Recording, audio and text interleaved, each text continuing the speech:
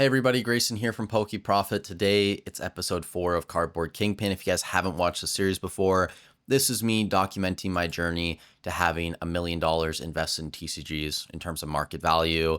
So if we scroll up a little bit here, you can see last update, we're at around $332,225 Canadian invested. By the way, those numbers are in CAD. If you guys want the USD breakdown for everything I paid, look at the brackets for every individual item there. Current market value around $343,570 Canadian. I paid a little over 116.6K for all of this. That's 194.59% ROI. Now, when we kind of do these videos, I want to start with talking about products I purchased, products I sold. That's kind of important. And then after that, I'm just going to give kind of a general market overview, at least my thoughts on Pokemon, One Piece, and then maybe a small conversation on alternate TCGs. But starting off, I did purchase a Riftbound Origins booster box, 328.19 Canadian. We bought some Destined Rivals booster bundles. This was a great buy, in my opinion. Market price on TCG Player were around $52 USD. I purchased these on Hobbiesville. They had a discount. I think I maybe had like a little bit of a coupon there as well. Bought these for less than 41 USD. All in. That's tax shipped to my door.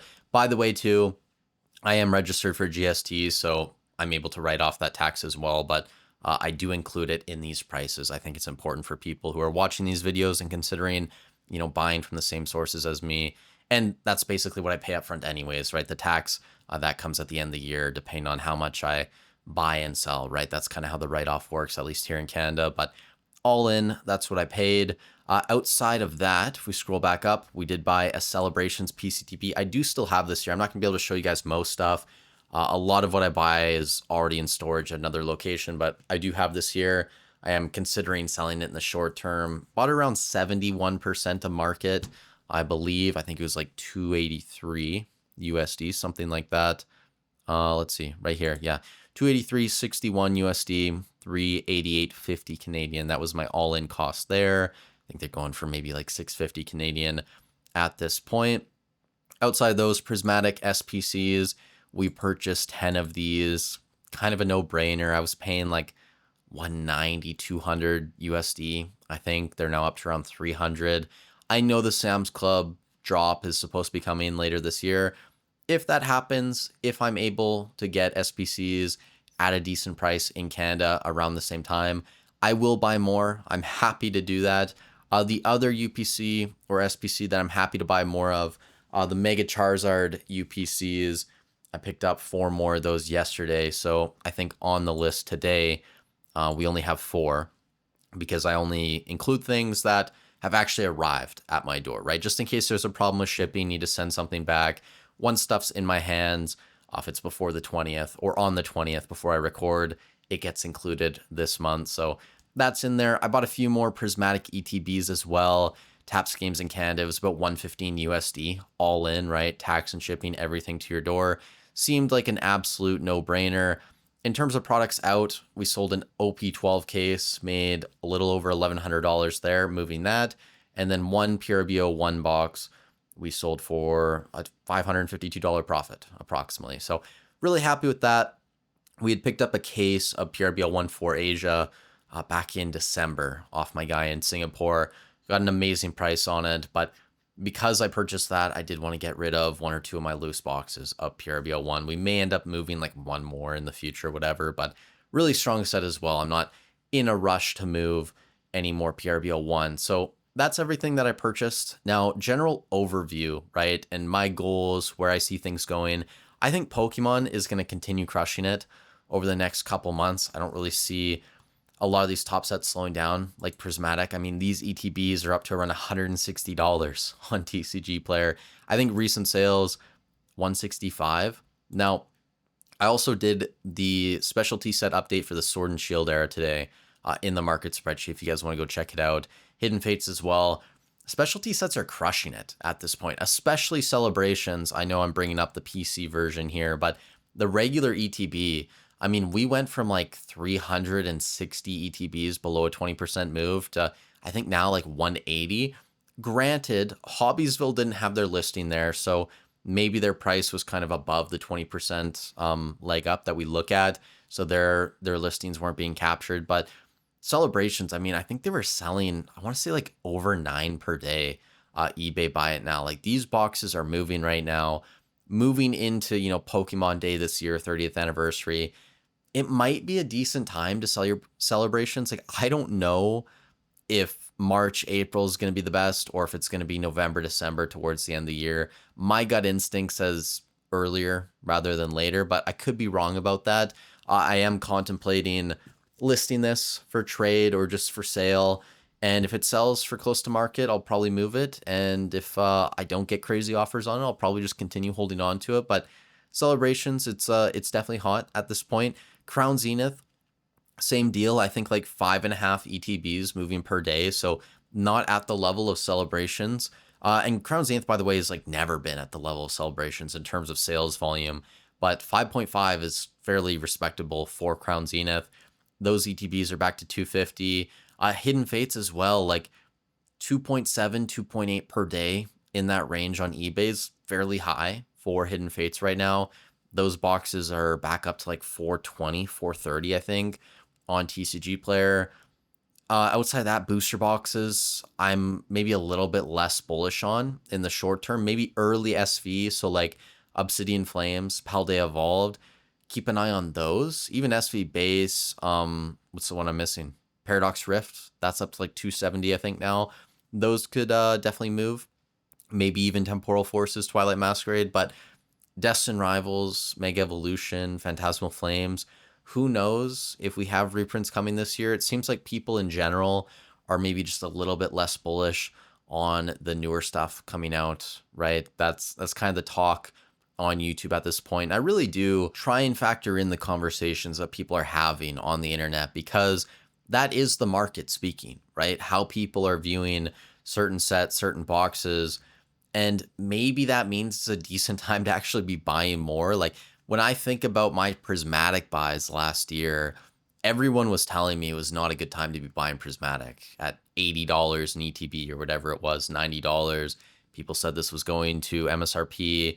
People are kind of doing the same thing with Ascended now. So we'll see, right? Like I'm not saying I'm going to jump into Phantasmal Flames or Ascended at current prices, but I'm definitely looking to add to those positions. And just in general, too, when I look at my older positions, a lot of my Sword and Shield era booster boxes. So Chilling Reign, I still have over 3 cases. Brilliant, I have over 8 cases worth of booster boxes still. Lost Origin, we have 3 cases.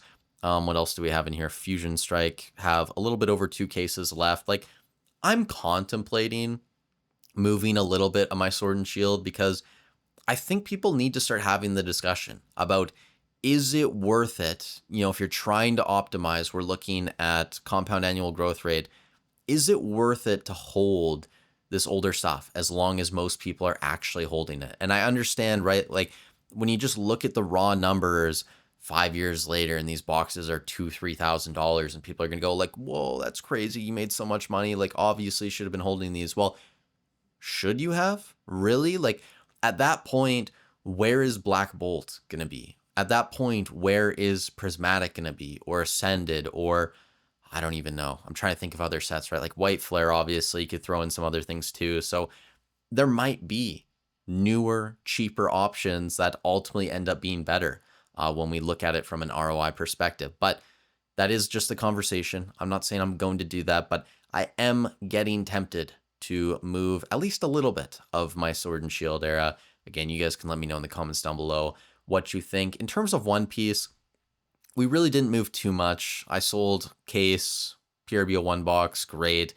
I've thought about moving my EBO2 case. I do have it listed, so if someone wants to pay me like 520, 530 USD for, per box inside, right, for the case, I'll probably sell it. It does have a dent in it, unfortunately, but outside of that, like I'm holding the rest of my O5, OP09, OP13, no desire to move any of those at this point. My PRBO 1 case, my PRBO 2 case, like those are definitely staying with me. And even if people leave One Piece and things slow down, I'm fine with that. Honestly, like everything went up way too quickly, in my opinion. What we're seeing right now in terms of a correction on a decent amount of these boxes and cards, whether it's mangas, SPs, I think it's fine.